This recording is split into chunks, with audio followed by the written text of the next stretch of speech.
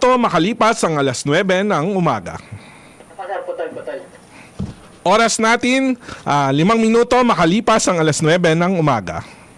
Programang walang itatago, kwentuhang walang preno, diretsahan ang balitaktakan dito. Huwag kang bibitiw at baka hindi mo masagap ang mga impormasyong off the record. DZRH Executive Session. Kasama ang inyong mga sesyonista, Senator J.V. Ejercito, Secretary Boying Remulla, Ambassador Teddy Boy Locsin, Attorney Todo Dulay, Congressman Jonathan De La Cruz, Ed Javier, Paulo Capino. DZRH Executive Session.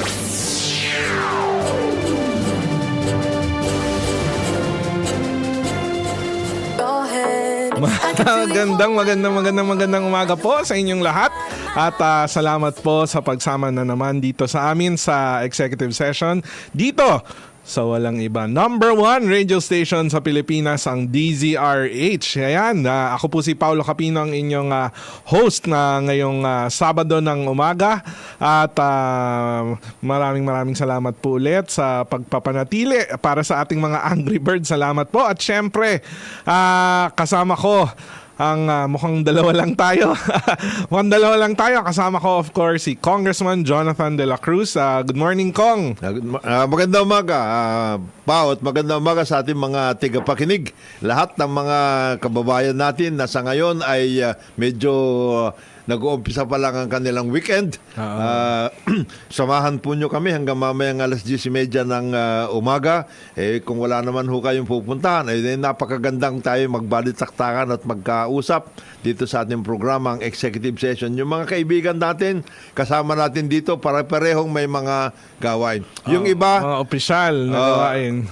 Si General Dodo Dulay. Oo, may official. May official na lakad sa Mindanao yata Sa Mindanao. Baka tinitingnan niya yung nangyayari dyan kasi nagkaroon ng shuffle sa Mindanao ang PNP. Talaga? Oo, nagkaroon ng lalo na sa Davao region. Siyempre of course si Sec Boying pirma ng pirma. May nakita kong pinirman sila at mayroon silang inaasikaso ngayon yung tungkol dun sa cyber security. Oo, at sakto mamaya pag-usapan natin yan, yung mga law enforcement efforts na ginagawa ng attached agency ng DOJ, yung NBI. At maganda actually yung press ko nila kahapon. NBI, BID, yung mga agencies na ganyan. Yung kulang na lang, SEC, baka naman tingnan ninyo yung tungkol dun sa Witness Protection Program kasi may mga may mga konting kakulangan dyan sa Witness Protection Program. Napakarami natin kailangan ayusin dyan. Of course, si Senator J.B. Ejercito ay may shooting. Oo. May shooting. Nako. Mukhang mag-artista ito mukhang may balak merong yatang kontrata sa kanya na gawin siyang parang model o artista. Oo, pero bago tayo pumalawak sa mga balita, ito, batiin lang natin mga nanonood, si Sir Avelino Navarro, si Sir Rolando De La Cruz. Ito, suki natin si Miss Mariles Flamiano, si Tisoy de Guzman Kubakob. Sabi niya, good day mga Lods na ES. Pa-shoutout po kami sa 25-year silver anniversary namin ng asawa niya. Kailan yan? Nanonood daw sila ngayon sa Facebook. Mamaya, mamamasyal po kami dito. Kami sa Hong Kong. Nako! Sana all nasa Hong Kong. Nako, Sir Tisoy, maraming salamat. At kahit nasa abroad sila, Kong Jonath, hindi talaga nila binibitawan tong executive session. At maraming mga Angry Bird nanonood. Ito si Jericho Ferrer at saka si Henry. Yan. Tsaka yung kaibigan natin, si Bong Belica. Bong, happy birthday. Advance happy birthday, Bong. June 25. Kasi June 22 pa lang. Bong, happy birthday. Baka may papansit ka sa June 25. Oo, pwede naman din ngayon. Pwede rin ngayon. Nasa DZRH lang naman. Nasa may Star City lang naman tayo. Malapit lang yan. Of course, ang ating kaibigan, si Francis Kabugon, nanonood sila ngayon ng DZRH Executive session. Si Elsa, of course, si Ronnie, si Summer, si Rose, bini-bini. Oo. Madam Rose Horca, good morning. Si Bong Jeronimo, of course si Charlie, si Rudy at saka si Jay. Sino itong J&J na ito? Bago ito J&J, parang pop group. Naku, inalis na naman yung mahiwagang bell bakit? dito. Ba't mo inaalis ang mahiwagang bell na yan? Importante. Akala ko man, igaganunin ko sa... Ay, ibang stasyon pala yun. Ano yan? Akala ko yun yung mga panalo pero... meron dito ngayon, di ba, Pao? Aliwan. Oo, Fiesta. yung Aliwan. This weekend ba yun? Pero naka-set up na yung stage. Naku, masaya. At nakita ko yung ibang mga float na Hindi nakapark. this weekend. Next week. Hindi. June, kailan bang Aliwan? June 27 yata Ito, basahin ko lang to. Ito, maganda to bago tayo pumunta dun sa ating mga talakayan. Grand Parade, Street Dance and Float Competition, Day 3. Pasabog na Day 3 ang hatid ng Aliwan Fiesta ngayong taon. Abangan ang makukulay na street dancers at floats kasama ang mga kandidata ng Reyna ng Aliwan na paparada simula Magdalena Halandoni Street at iikot sa paligid ng CCP Complex hanggang sa harap ng Aliw Theater sa darating na June 29. Mapapanood over the din weekend. ang performances ni Ganda Wanda at Tom Toss at ng bandang Rocksteady. Kaya naman makisaya dahil sa pistay, narito na. See you on June 29. Yan. Ako, masaya Next yan. weekend. Maraming tao dito pagdating. Baka hindi tayo papapasukin. Oo, lalo na dun sa mga nasa probinsya o kung wala naman kayong gagawin sa June 29, pasyal kayo dito sa may CCP Complex, sa may PICC Complex. Magkakadikit lang yan sa may Star City. May mga sayawan, at may concert, malalaking artista. Kaya May concert at saka may Miss Aliwan. Reyna na Aliwan. Reyna ng Aliwan. Yan. Hindi ako pwede dyan. Magagalit. Hoy, magagalit. Huwag kayo pumasok dyan. Iba na lang. Ano na lang, manunod na lang ako sa TV. Pero maraming mga balita ngayon, Pao, Oo, hindi, bago tayo pumasok dun sa mga matitinding mga balita dahil marami rin talaga ang marami ang nangyayari. dapat pag-usapan. Yes. Lalo na sa nangyari sa Mindanao. Pero gusto ko lang magpasalamat din kay President Marcos yung dineklara niya yung Disability Awareness Week sa July. Kailan? Isang week sa July. If I'm not mistaken, 16 to 23. For the first time, Oo. And minsan kaming mga may kapansanan o yung mga differently abled. Wala kang kapansanan. Sa tingin ng marami, parang bibong-bibo ang dating mo. Oo, kasi sa Saturday may executive session pa rin. Ay, hindi. Okay na pala. Meron pala tayo kahit Aliwan. Pero balik tayo dun sa mga PWD Nag-ano pala si President BBM? Oo, nag-announce. Out of the blue. Siguro linuluto pero at least nag-announce na siya. Kasi minsan nafe-feel din ng mga Disability Week. Sector ko na napaka-importante niyan. nakakalimutan kami. Parang namamarginalize sila. Oo, namamarginalize sila. And itong importanteng ginawa ni President BBM na bigyan naman ng attention. At least hindi pagpapahalaga. Oo, pagpapahalaga. Napaka-importante niyan. Mahalaga na yon yung sa mga government offices, sa mga agencies na kasi nakakalimutan pag nagre-renew ka ng isang papeles o dokumento, makikita mo yung mga signage na National Disability Week. Malaking bagay na yon para maalala, nga pala, kailangan din ng atensyon at pangunawa para doon sa ating mga kababayan na hindi naman fully functional. Anong agency ang NCDA. I think nag-announce ang NCDA, dapat may mga activities.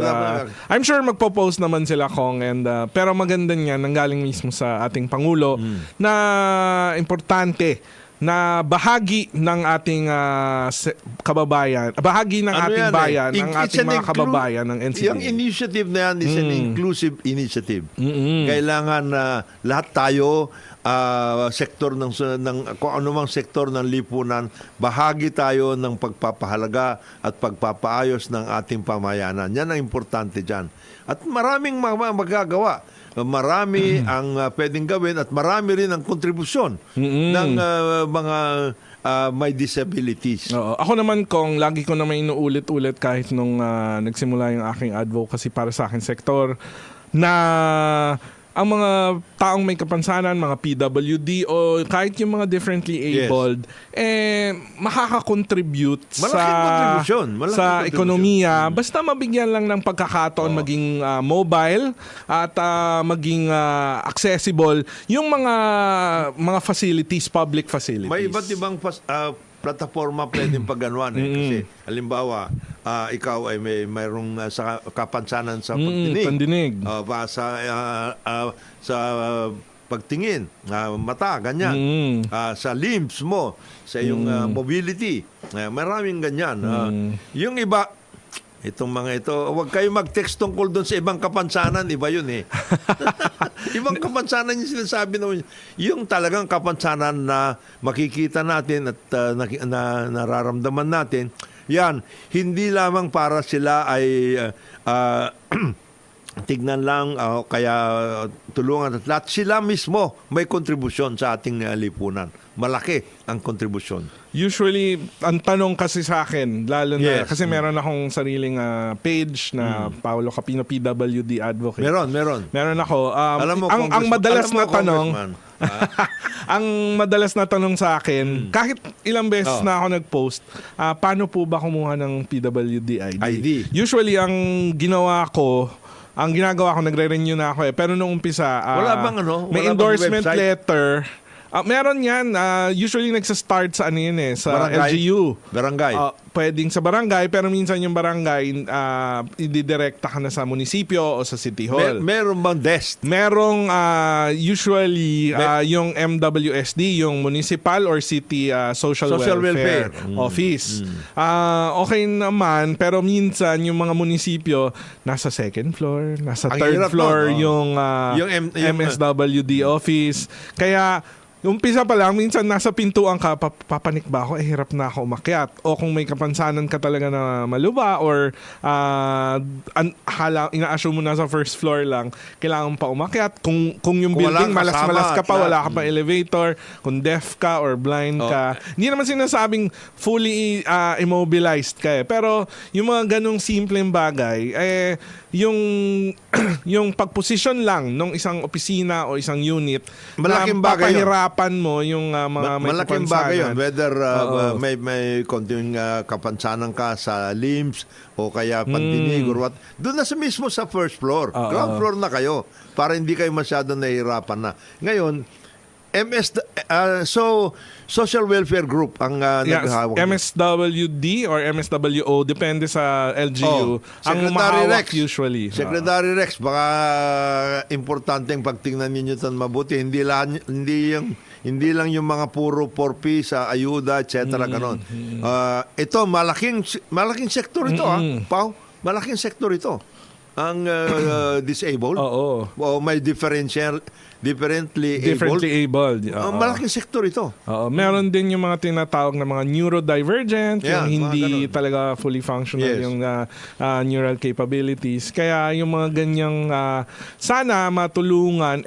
Yung mga neurodivergent individuals, makikita mo minsan nakakatrabaho naman sila. Meaning, pag nakatrabaho ka, nagre-remit ka ng tax, nabibigyan mo ng negosyo, ng hanap buhay, at nakakabalik ka sa gobyerno dun sa mga buwis. And ganun yung sinasabi ko, mga simple lang na nakaka-contribute yung ating mga kababayan na may kapansanan sa ekonomiya. Dalawang agency dapat ang nagtutulungan tungkol dito. DSWD at saka Department of Health para ma-work. Of course, Department of Education later. Mapag-usapan natin yan at mabigyan ng karapat-dapat na pagtingin at gawing i-optimize ang kanilang possible kasi malaking contributions. Marami na sa ating mga naging masasabi natin na sikat, yung mga inbensyon, yung mga artists at lahat, marami doon may mga kapansanan. And on the other hand naman, kayo namang kumukuha ng ID o nagpo-produce ng mga fake IDs. Huwag ninyong Tigil-tigilan nyo na yan. Huwag nyo abusuhin. Oo. And actually, kung ang solusyon talaga dyan, yung digitization ng isang magkaroon ng database para sa mga may kapansanan o dun sa nagpaparegister. Para magkaalaman na kung sino talaga o nakadiretso sa pwede namang from the national government o from the LGU. Local government. Nag-uusap yung mga digital Kaya whatever yun, kaya vessels yun. Yes. para ito confirm na PW dito. Tapos pwede rin naman i-transmit sa mga mall, sa mga restaurant, sa mga food establishments. Napaka-importante hotels. yan. At dito na naman tayo papasok tungkol sa database, data centers at lahat. Alam po nyo, sinabi na ito ni President BBM, ni President Marcos. Ang ating dekada sa ngayon, yung pagpasok ng 21st century, the 21st century is a very transformative century. Ang daming mangyayari at napakabibilis. Kagaya nitong sinasabi natin na digitization.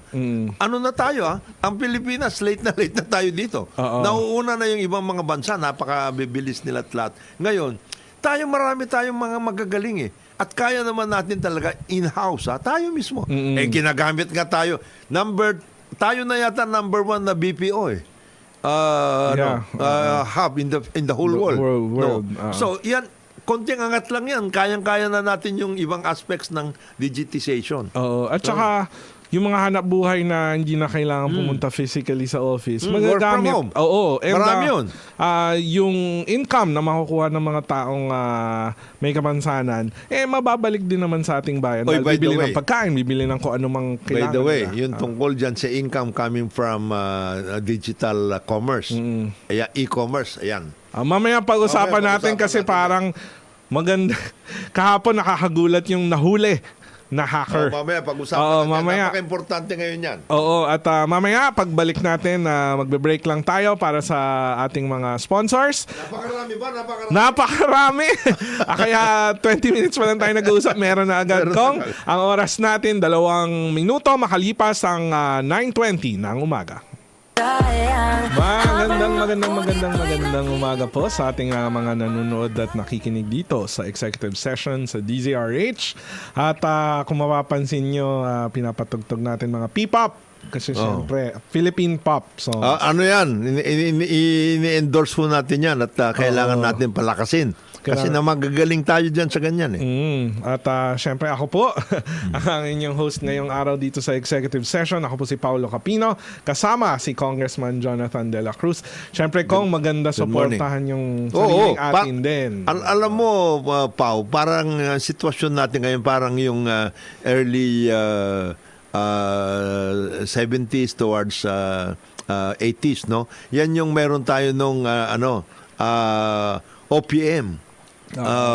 Di ba? Original Filipino music. Ang daming mga ang dami nating mga naging artista, magagaling, etc. Many of them went overseas, naging sikat overseas, kagaya Lea Salonga. Diyan nag-umpisa yung mga yan.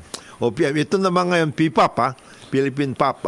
Yan, marami rin tayong ma-develop yan.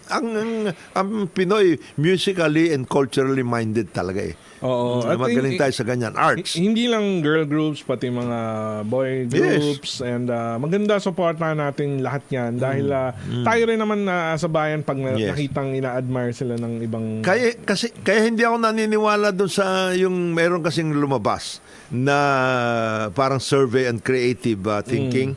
Parang inilalagay tayo sa halos kulelat na. Hindi ako pwedeng maniwala sa ganun. Yung PISA. Hindi ako pwedeng maniwala doon kasi ang gagaling natin sa pagdating sa creative thinking. And sana mahanapan naman ng solusyon yan. I think mahanapan natin ng solusyon yan dahil una-una yung standard. Tsaka basically kasi, and I think ito ngayon ang isang pinagtutuunan napakatinding pansin ng administrasyon. Yung ano ba yung mga components ng ating educational system para magkaroon ng total transformation para tayo makaangat pagdating sa sinasabi nila na mga standards of critical thinking, creativity at lahat. Kasi hindi ako pwedeng maniwala na wala tayo nun. Napakagagaling nga natin. Madiskarte nga ang Pinoy Masyado madiskarte. Meron nga akong isang kaibigan, sinasabi niya, mayroon daw siyang kakilala na parang foreigner. Nasiraan sa isang lugar kasi papunta siya yata sa Laguna. Nasiraan, wala na siya matatakbuhan. Malayo naman yung shop. So meron nakadaan sa kanya ng dumumotor. Pinoy, tinignan niya. Wala daw walang mga partes, walang tinignan lang niya, parang ginalaw-galaw. Napaandar niya yung sasakyan niya. Mga Pinoy ganoon. Magagaling tayo. Overseas, known tayo sa kanya, madiskarte. Ako, baka iniisip ka, baka hindi lang na-relay masyado kung paano yung instructions ng mga guro bago isalang yung mga estudyante. Pero if numbers are speaking from themselves, siguro may kailangan din talaga tayo i-address in terms of the education of the system of our children and the system that has been problematic. Papunta na doon sina BP Sara and this administration. Yan ang kanyang assignment. It's unfortunate, of course, na ngayon nagbitaw na siya, nag-resign. Pero marami na rin siyang naumpisahan. Coming from yung naagawa din ni na dating Education Secretary Briones, kasi siya ang unang nagbigay nung tungkol dun sa PISA requirements, no. So tuloy-tuloy naman to. I'm sure the administration will carry on from that period. So we wish of course, BP Sara, all the best. I hope she will really, as she said... irrevocable ba yun? Irrevocable.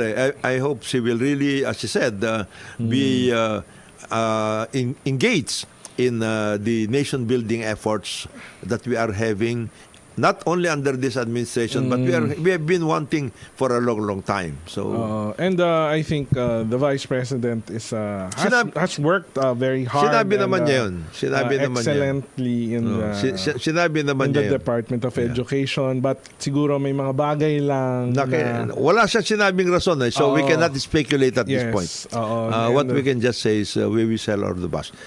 And we, of course, we hope that she will, as she said, continue to be engaged in doing good for the country and our people. And she is a leader. And, in her own right. And she was elected. Kaya maganda, I think may mga itutuloy naman siya mga programa. Sabi naman niya. Sanabi niya. But now, outside of the cabinet.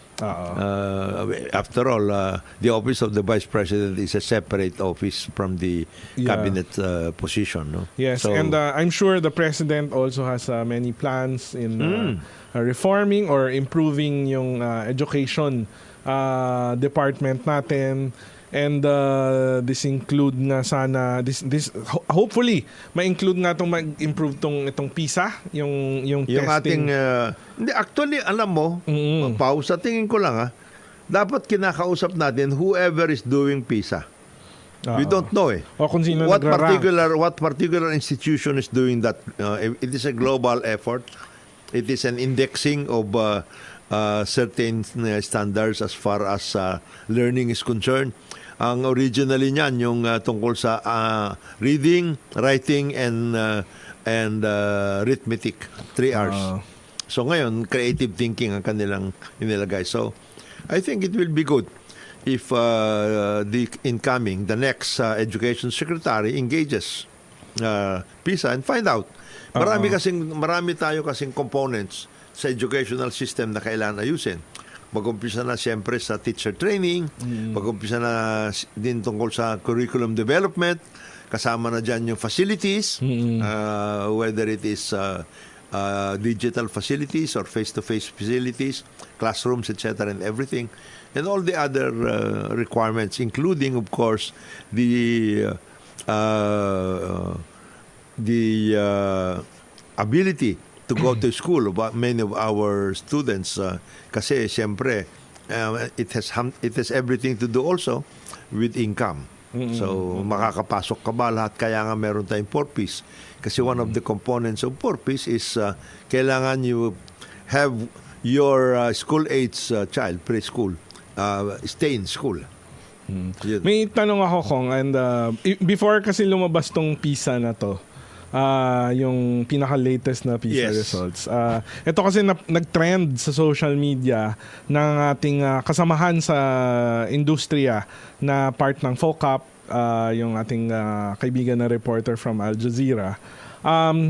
Napunan niya kasi, Kong, na bakit parang ang daming mga awards ng mga kabataan ngayon. Kumbaga ang daming, hindi lang from grade school, pati high school and college, yung nakakakuha ng mga Latin honors. Sinasabi niya, hindi naman niya dinadoubt yung kakayahan ng mga nakakuha ng awardee, pero parang kino-question niya yung bilang ng mga nakakakuha ng mga Latin honors, yung mga summa cum laude, magna cum laude, at yung iba-iba pang mga honors. Ang tingin niya parang naging 5-5, parang ganon? Parang nangyayari, meron kasi usong term ngayon, yung mga magulang daw ngayon, parang naghahabol ng participation trophy. Conversation to online, and social issue siya. Parang yung mga gusto mo magkaroon ka ng award. Kaya yung iba daw parang schools, trophy. Kaya daw yung ibang schools and institution, antindi na parang ang daming mga ina-awardan. Pero pagdating dun sa mga rating system, tulad nitong PISA.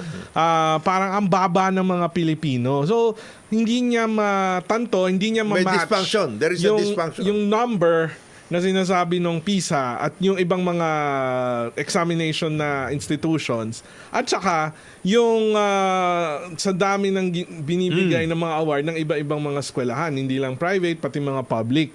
So, ikaw, Kong, anong opinion mo? Kailangan ba i-assess kung paano binibigay talaga yung mga awards o yung mga Latin honors na ito? There has to be such an effort.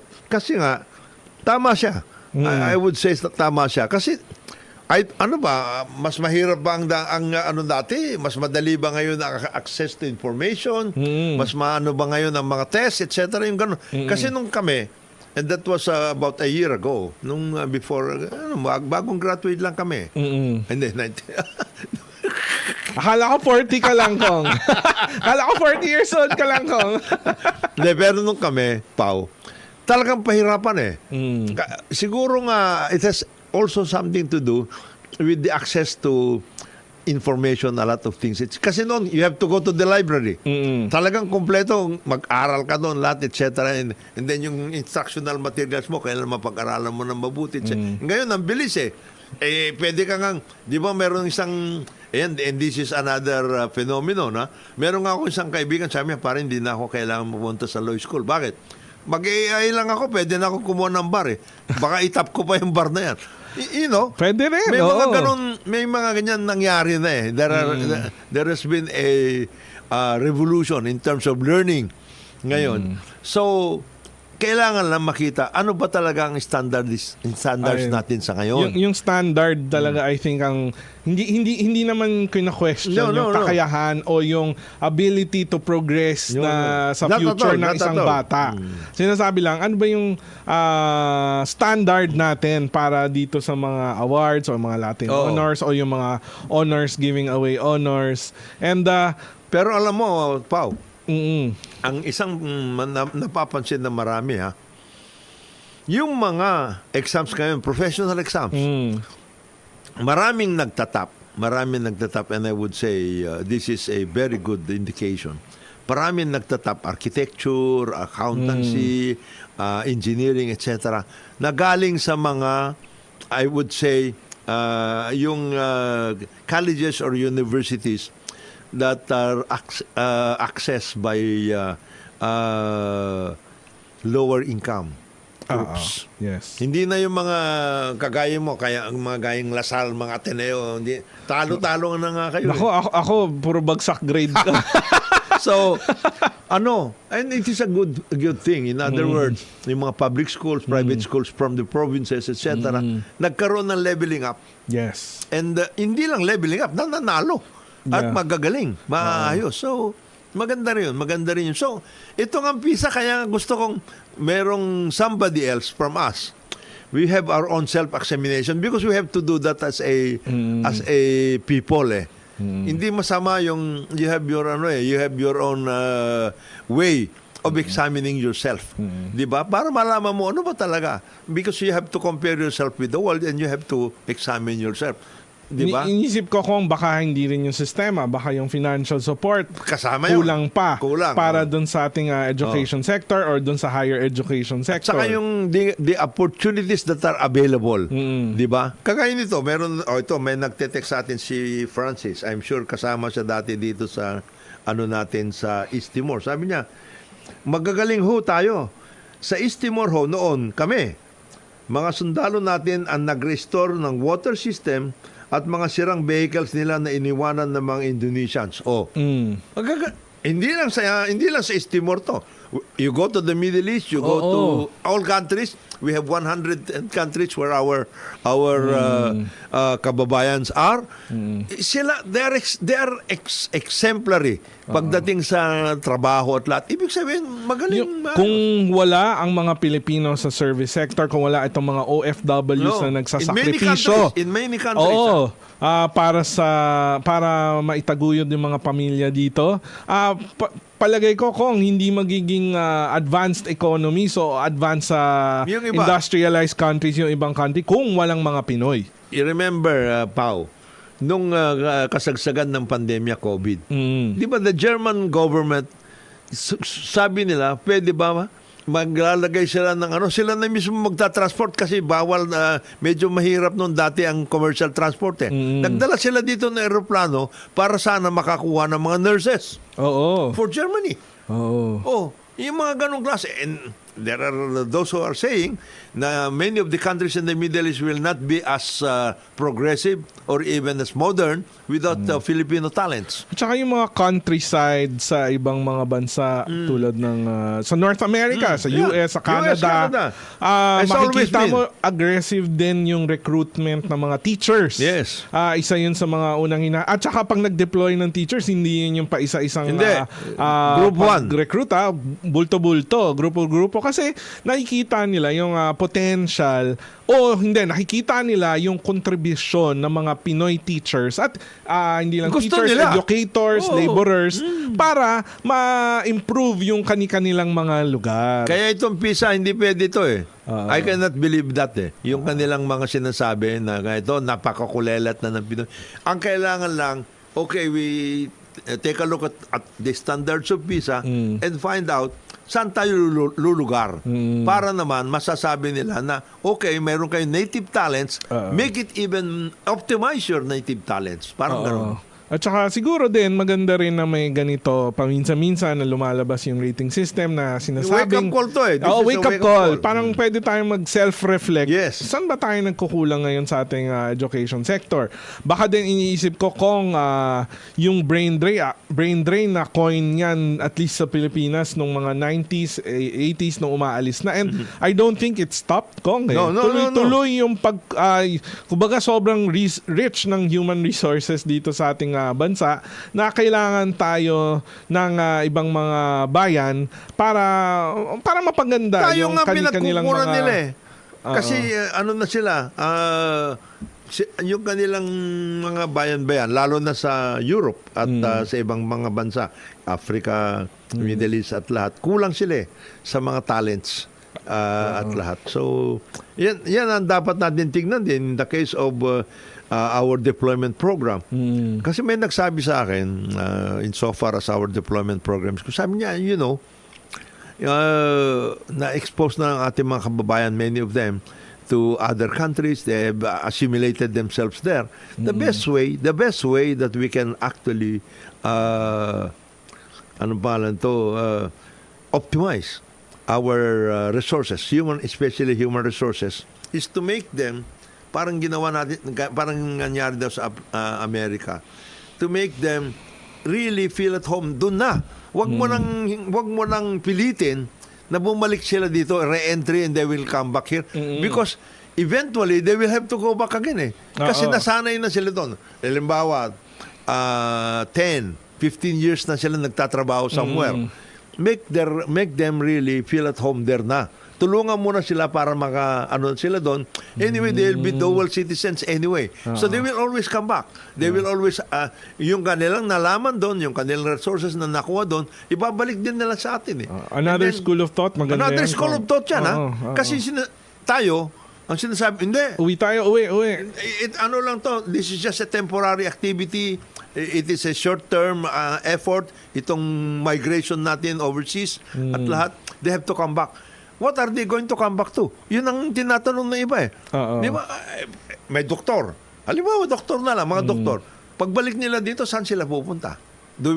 So, might as well, sabi niya, ayusin na natin yung canal station doon. We will work out something there para pagdating nila dito, they can put up hospitals. Then they can come back, work out. Pero meron mga contribution na nagagawa. This is another school of thought na dapat pagtignan na mabuti. Maganda nga yan na instead of forcing them to come back. Na wala naman silang ikakabuhay dito. Di ayusin na doon.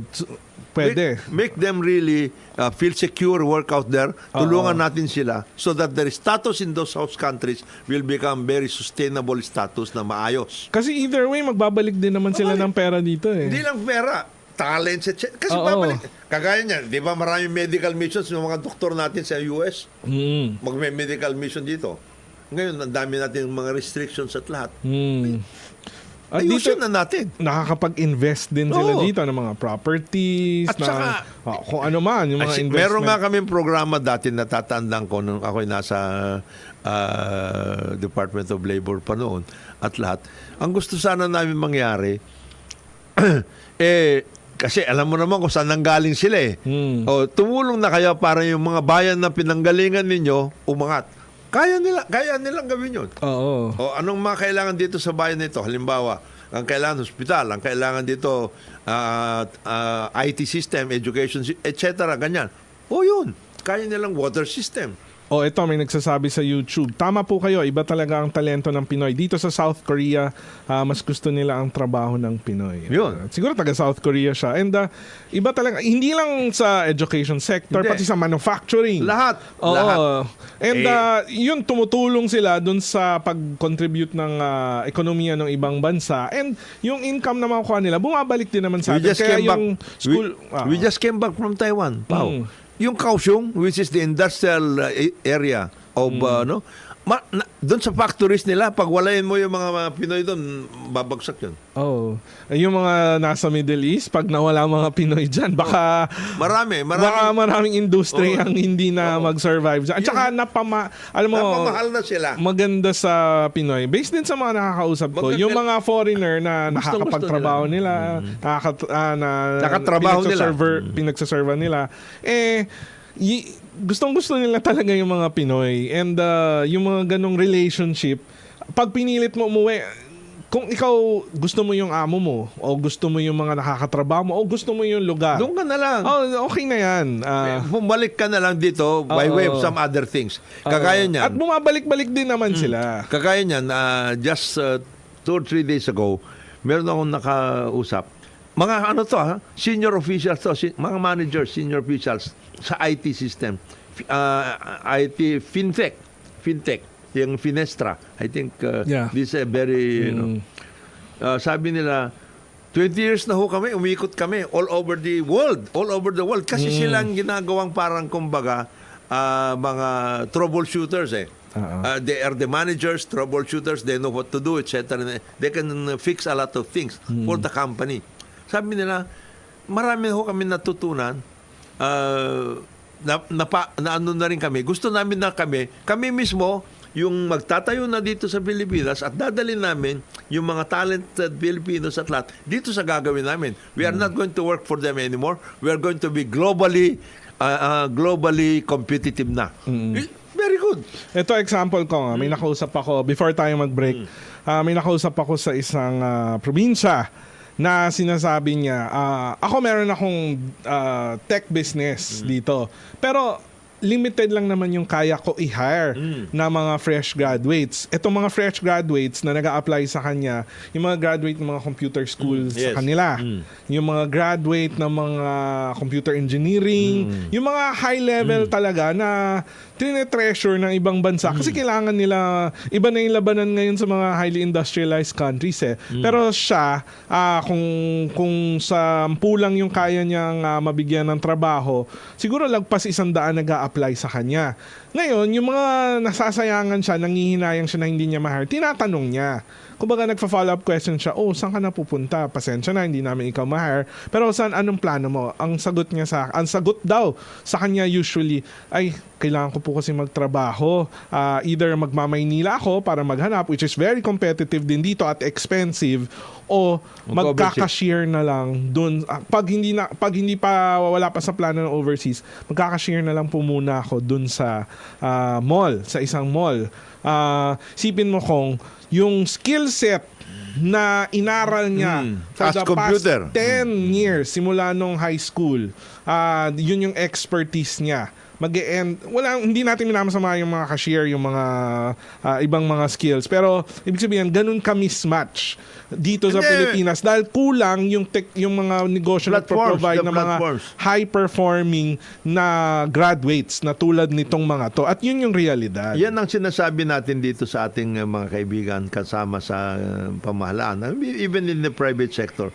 We can have a pool na pwede natin yun ang ating it's a corporate effort. Huwag natin gawin individual effort. Corporate effort. Halimbawa, a pool of computer engineers, etc. Ito, pwede mo nang gawan na startup ito eh. Because this is already a very good, very good resource. Di ba? Yan kung ano yun. And then you can offer your services. Dito mo na gawin. Kaya nung ginagawa nitong grupo na ito, yung nakausap ko 2 or 3 days ago, sabi niya, ganito ang gagawin nun namin. Malit lang kami ngayon, but we know all the contacts in the world and we know the requirements, etc. What we will do now is to come out with a training program para papadala namin sila. Ayan, and then, but they will be our partners in our company. So they will just be going there for that particular limited period of time kasi we are already servicing the world. Yun. Maganda pag-usapan mamaya yan. Kung kasi ang hirap nga nun, computer engineer ka pero Wala kang pupuntahan. O pupunta ka sa isang mall para mag-cashier. Very limited. Yung skill set mo sobrang mismatch. Kaya mamaya pag-usapan natin yan at ipapang maiinit na issue. Mag-break muna tayo kung ang oras natin ay 10 minuto bago mag-alas 10 ng umaga. Ayan, magandang umaga sa ating mga nanonood na nakikinig dito sa executive session. I feel good.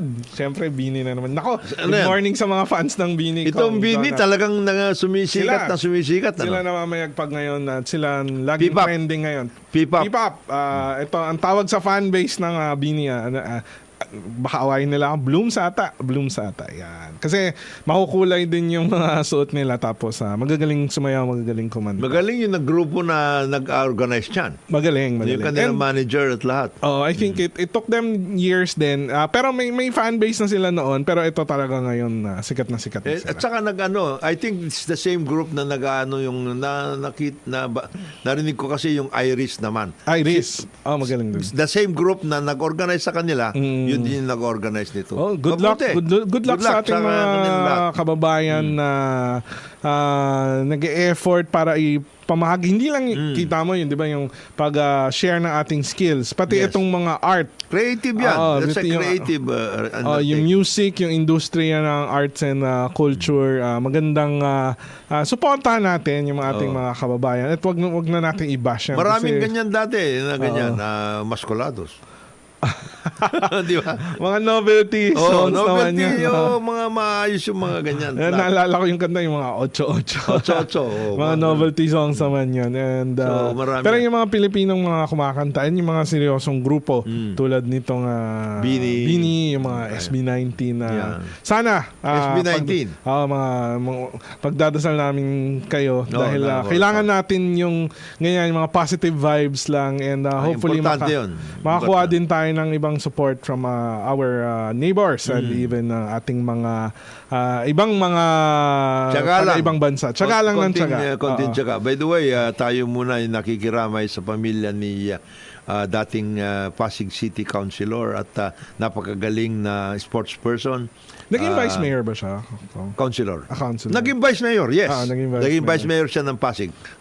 Yoyoy Martires. Oo, nako. Magaling ito. Nung lumabas nga sa news to, nag-research ako. Ang galing pala na basketballista nito magaling ni siya. Vice Mayor Martires. No? Mabait, tsaka mabait na tao.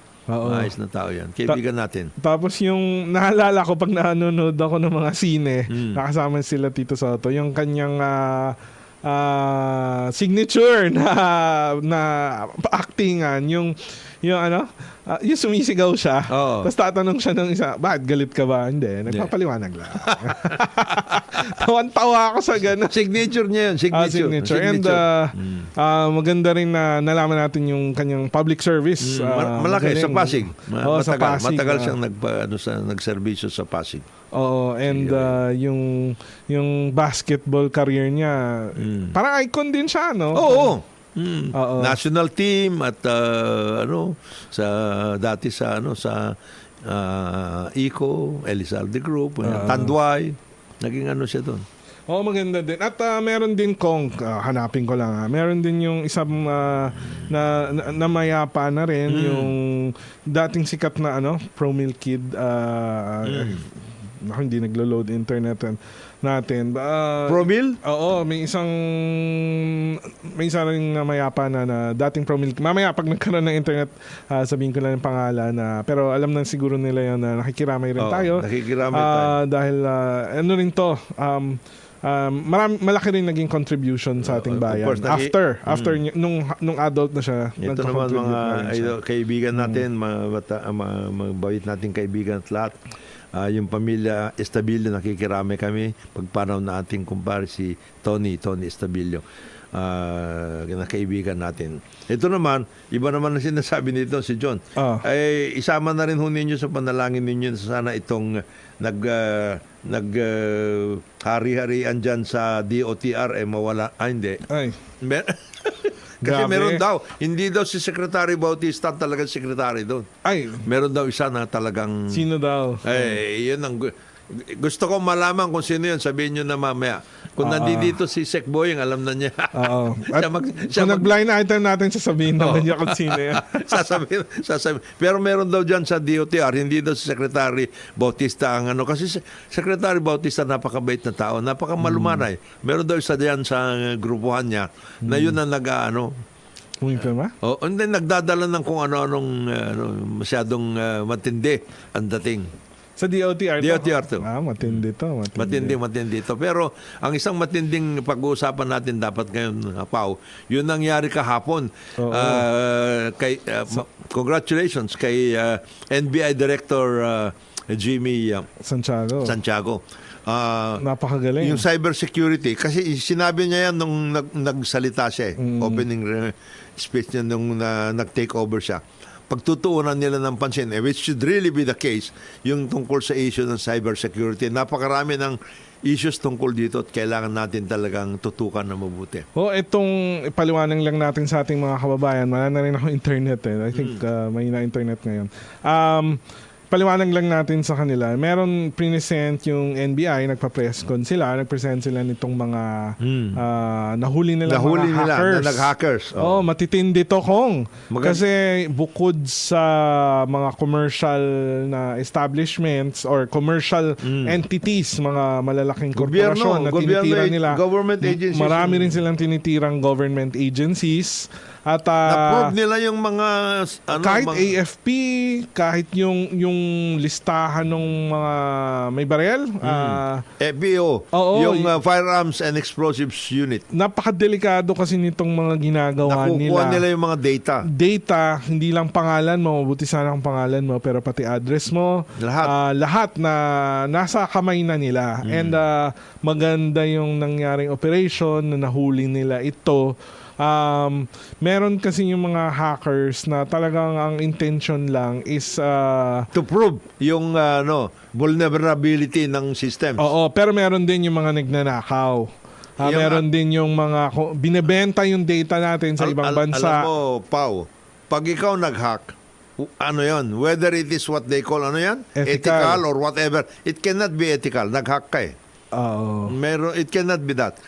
Unless meron kayong usapan na i-hack mo nga itong aking sistema. In other words, yung mismong kumpanya na yon or yung agency na yon, gusto niya ikaw, i-hire niya para i-hack mo siya para malaman mo kung ano yung vulnerability. May agreement kayo.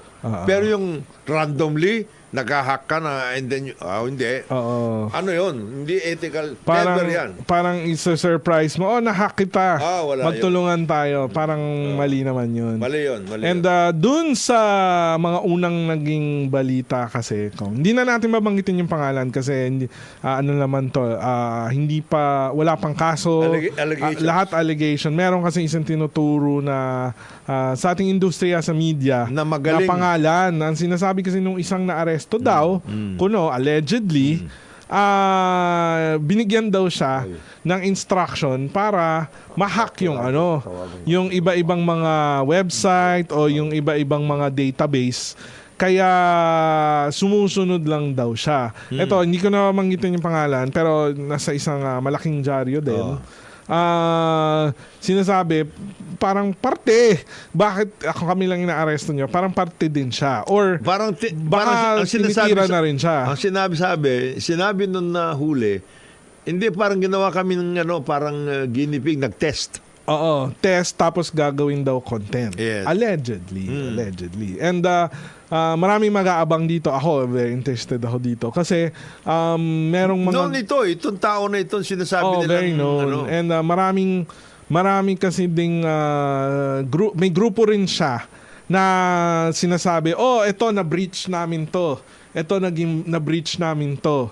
Tapos, makikipag-coordinate dun sa mga either commercial o government institution dun sa na-breach. Sinasabi, ito, nag-announce tong grupo na to na nahackan nila. Paano ba tayo makakatulong dito? Yeah. And, parang kumbaga gusto nilang ipakita na ethical sila. Siguro. And ang hirap din kasi dun sa nangyari dahil kung mahilig kayong magbasa ng balita, over the past 2 or 3 weeks, sunod-sunod yung mga sinasabing breach. At may nagre-reveal na grupo, tapos nagbibigay ng advice, o sinasabi, ito yung dapat gawin. Kaya siguro, yung NBI, ba't parang sunod-sunod na? Hindi lang past few weeks, pati past few months, ilang talaga beses na. Nila. So, hinanap siguro nila tong mga suspect na to. And isa dun sa mga suspect, sinabi na ganito nga yung modus namin.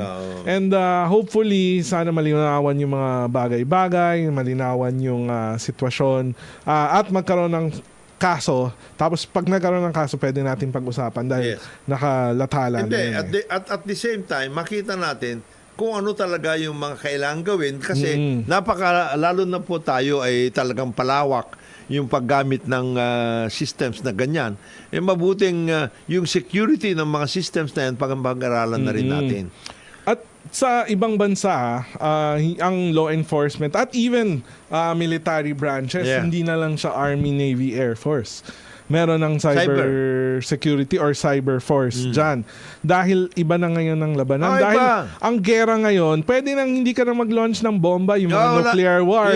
Deterrent na yan eh. Pwede kang patayan ng kuryente ng isang rogue state o kalaban mo na estado. Pwede kang patayan ng kuryente, pwede kang patayan ng tubig. I-poison nila yung tubig mo. Di ba? Iano nila 'yan. Bigla kan nagkaroon ng earthquake na hindi naman earthquake. At may mga ganun eh. Even disinformation. Ang laki ng disinformation. Gagawa ng content para either pag-away-awayin tayo mga Pilipino o yung sabihin na natin, alisin na natin yung state factor. Kahit yung mga corporate espionage o yung cyber security ng mga malalaking bangko. Ayun, kasama nga, dun sa nahuli, pati mga bangko, tinitira nila eh. Sinisimot yung pera. At yung mga scams, ang laki niyan. Meron akong kaibigan, Meron kasing usong scam ngayon, yung ite-text ka. Dalawa yan so far nakita ko Dalawa yan. Una, sasabihin, nahuli ka sa non-contact. Di ba wala pa naman ruling Supreme Court na pwede yung mga non-contact apprehension. So naka-pending pa yan. Pero may magte-text sa'yo, nahuli ka dito sa camera na to. Hindi ka makaka-renew ng lisensya o meron ka pang kailangan bayaran sa MMDA o sa LTO bago masuspindi itong lisensya mo. Ito ang link para malaman mo kung ano yung proseso na dapat mong gawin. So ano ka na So, doon? kung ikaw- Panic ka na doon. O kung ikaw, naalala mo, parang nahuli ako nung isang araw, tapos nakakuha ka ng text na Na ganyan. saktong-sakto dun sa dinanas mo over the past few days. Pag clinic mo, Kuha ka so na. magsa-sign up ka, tapos ang mangyayari dyan kong, usually, ililink mo either GCash o Maya o kung ano-ano mang cash applications. Nakuha ka na doon. So, minsan matagal mag-process. Pero, kasi nung clinic mo yung link nila, nitong mga scammer na to, ibig sabihin, gumagawa na sila ng paraan para mapasok tong mga cash apps mo. O mas malala, hindi lang cash app, yung phone mo, kung saan mo usually din sinastore yung passwords mo o yung mga bank account mo na andun, yung pwede mong buksan na mga vulnerable. Makukuha ka na nila. Doon sa kaibigan ko, 16,000 yung nakuha sa kanya. Pambayad niya ng bills yun. Baka hindi lang nga nakuha sa kanya ganun. Kung meron siyang girlfriend or whatever. O kung may ID. ID. O yung ID na nakascan doon sa phone niya. Oh. Ibig sabihin, hawak na ng mga scammer to. Yan. Nangyayari. Kaya napakatindi yung mga ganyan. Yung part yan ng cybersecurity structure. Na kailangan ayusin. Oo, kaya dapat yung ating military, I think meron naman, binubuo or may Meron, hindi. dapat may separate branch na yan Dahil iba na ngayon ang takbo ng mundo. As a matter of fact, si President BBM has already set up a grouping for that purpose. And we have in the DICT somebody like that na in charge ng ganun. Ngayon, hindi totoo ito. Ikaw naman Ano yan ko? Hindi yan nakuha din sa hacking. Nakuha talaga dun sa Porak yan. Ano ba? ito mga ito, yung tungkol daw kay Harry, kay Secretary Roque. Hindi na hack yun. Nakuha mismo dun sa Pogo Hub yan. Ano ba? Yung daw letter niya, etc. Pati yung tungkol dun sa kanyang affidavit of support for somebody. Hindi na hack yan. Nakuha dun sa sinabi ng grading team dun sa Porak Pogo Hub, nakuha nila yung mga papel na yon. Hindi nila hinak. Ito naman si Francis Ang dami tuloy memes na lumalabas. yung tungkol doon. Oo. Naging viral ba? Naging viral ba to? Ang dami gumagawa pa anong video. Kay Secretary Kayo naman talaga. Oh. Wag na sabi lang ang naging Hindi hack yun. hindi hack, hindi na hack. Hindi ba hack yun? Totoong nandoon 'yun. Ngayon, ang sinasabi lang ni Francis, kung hindi ka man ma-hack, wag kang burara. Kung saan mo daw nilalagay yung mga dokumento mo. Hindi, pero kasi yung phone kasi natin, extension na ng sarili natin Oo, yan ang dami mo nang ipinasok sa ang dami phone mo nang pinasok sa phone mo. Yung mo, yung Rolodex mo, which is your inventory of friends and everything else. Last year naman, yung mga sindikato, yung mga hacking group, yung mga sindikato na nang-i-scam, ang estilo naman nila, nag-o-offer ng trabaho. Kunwari, Yan, mga ganon. magpo-post ka lang, kikita ka na ng $500. Yan, yung mga ganyan. I think meron pa rin, pero parang bumawas-bawas na. Mag-a-apply ka, kunwari, mag-post ka lang ng ganito, kikita ka na online work. Pero kung hindi ka naman nag-a-apply, bakit mo tatanggapin? At bakit ka magka-click ng Hindi, saka yung link? mga iba, nanalo ka. Ito na. Oo. Ito. Pero kung yung napansin ko na hindi talaga tumitigil, yung mga mag-ingat po tayo mga kababayan, lalo na kung naglo-loan tayo dun sa mga yun sa mga loaning apps. Kasi may lending may mga Oo, lending. may mga lending. Yung iba dyan legal, yung iba dyan siguro ethical. Pero meron kasi yung iba Karamihan dyan, hindi. Oo, papahiramin ka. Pero, in exchange, may i-click ka na link which allows them to install a software sa loob ng telepono mo Tapos ka na. na parang meron ka ng, yung dun sa hawak nilang gadget o device, it's as if kaya na nilang silipin. Hindi it's as if, kaya na talaga nilang silipin o mas malala, kaya nilang galawin yung device mo, yung phone mo, tablet mo o computer mo para gawing extortion.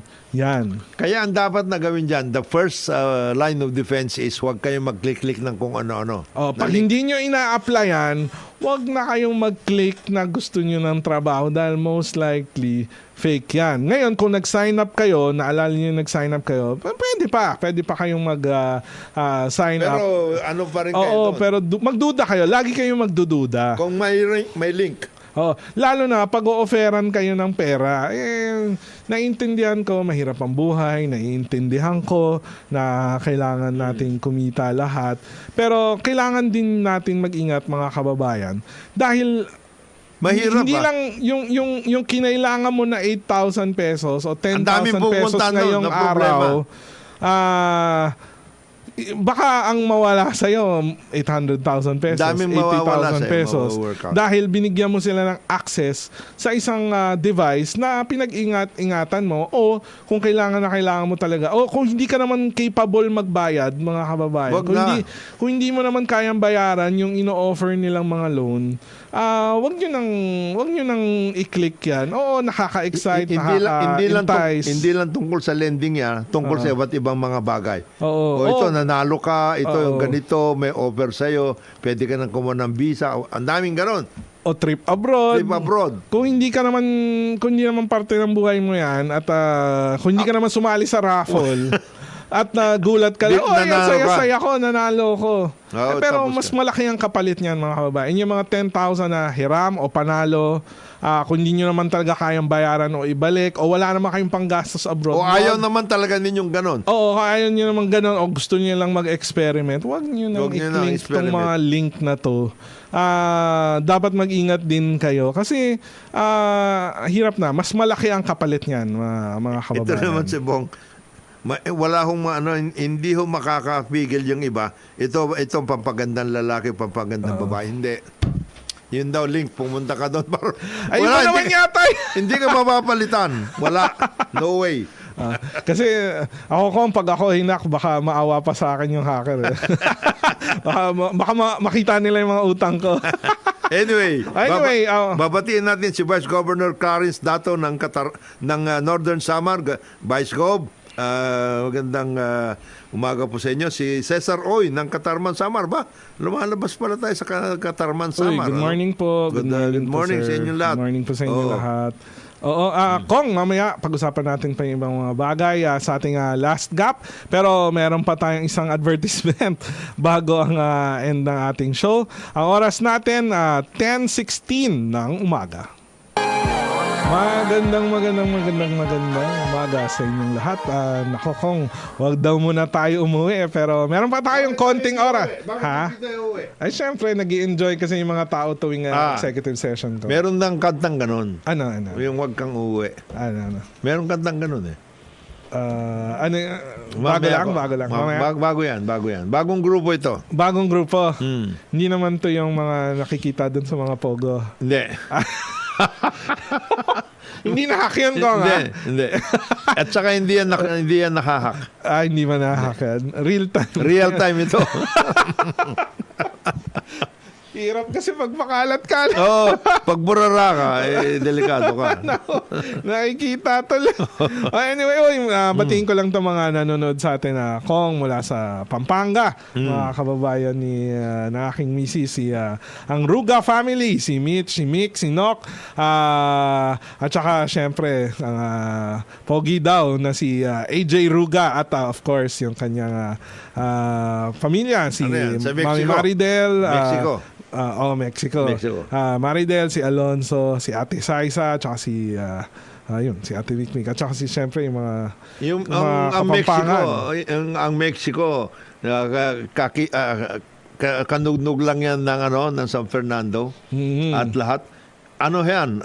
Nagiging talagang napaka-progressive na bayan. Nako, yung dumaan ako sa San Fernando nung isang araw, isang linggo, Kong, mukhang mainit-init na. Mainit na, ha? Mainit na. May mga naglalabasan ng mga mga tarpaulin. Tarpaulin, ha? Nako, yung nakita akong tarpaulin, ang dami, nanay party list. Meron. Dami. Kaya yan, anticipate na mainit na election dyan sa Election, San Fernando. dyan sa Pampanga, medyo, itong 2025 na election, medyo, complicated, sabi nga nila, complicated. Pero nakikita ko, Kong, itong si Chairman George Garcia, mukhang magiging mahigpit na. Kung ano yung natutunan niya nitong barangay elections, mukhang gusto Ipapatupad niya niya. i-apply at ipatupad sa darating na national elections next year. Yung airtime, yung pati sa funding, mukhang magbibilang talaga mukhang seryoso itong si Chairman George Si Chairman Garcia. naman kasi, alam niya lahat yung mga vulnerabilities at saka... Dahil matagal siya naging election lawyer. Talagang election O lawyer isang siya. prominent election lawyer before So, alam maging niya kung anong dapat chairman. na gagawin para yung ating eleksyon it can really be as honest, responsive, and responsible one. So, maganda siya naging chairman kasi he knows what's happening on the ground. Oo. And I think kailangan natin expect yung magfi-field na rin ng mga, hindi lang sa local, yung mga senatorial candidates. Ano yan?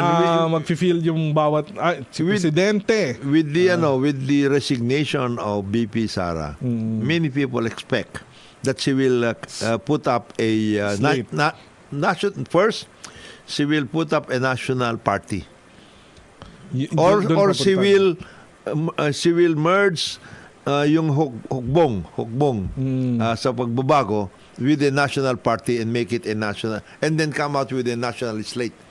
Ano yan, down to the last councilor. Malamang. Yan ang speculation ng marami.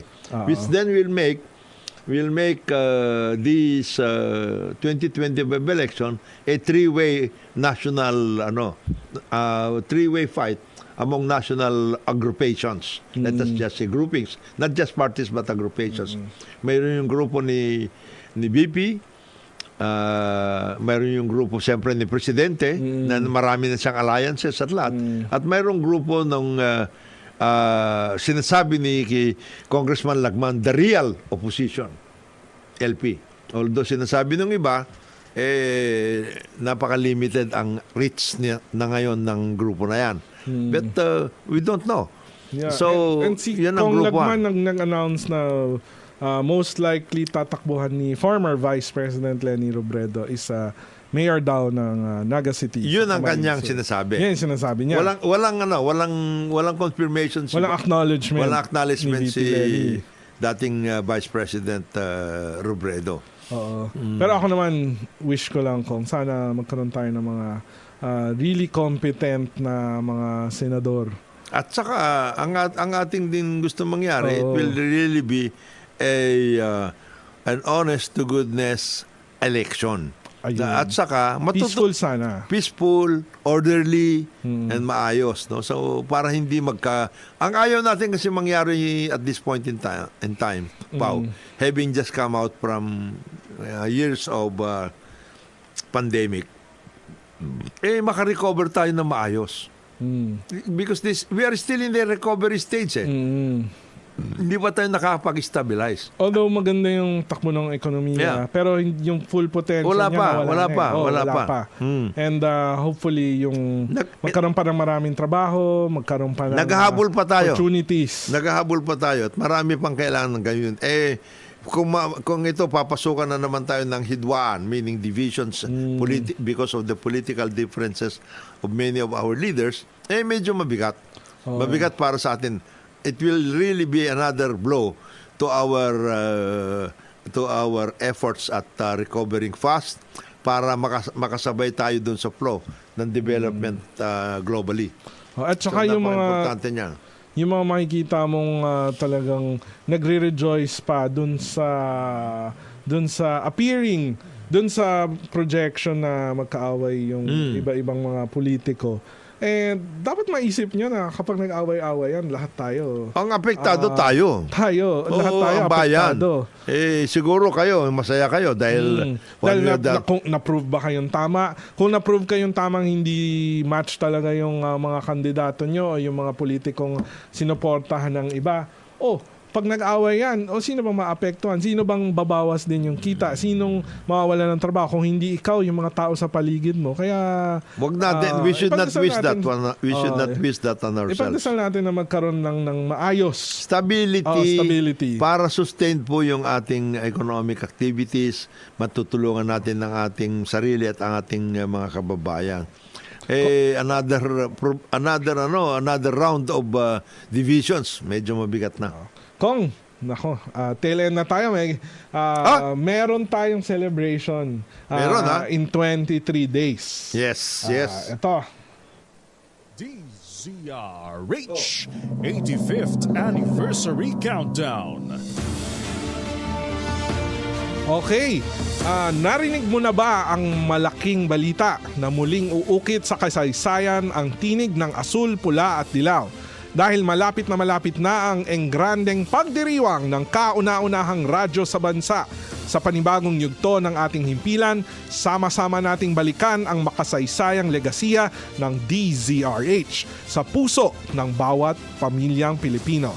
23 araw na lang at muli tayong magsasama-sama sa 85. 23 days, 85 years na tayo, Kong. Sa isang adhikain, sa iisang tungkuling, sama-sama tayo, Pilipino. Para sa DZRH, ako si Paulo Capino, una sa Pilipinas, una sa Pilipino. Kong, tapos na tayo sa ating programa. Tapos na ba? 10:30 na. Tayo po ay magpapaalam na dito sa ating programa Executive Session.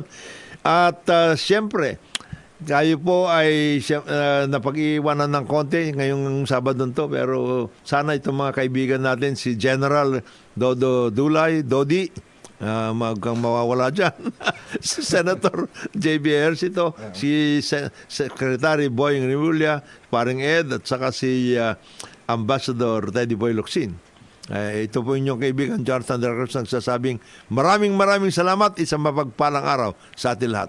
At muli, sa ngalan ng ating mga kasamahan na nabanggit ni Kong Jonath, ako naman po si Paulo Capino at sana magsama-sama po tayo sa susunod na linggo dahil wala tayong break, Kong. Sa hapon daw sa hapon pa. So tuloy-tuloy lang tayo.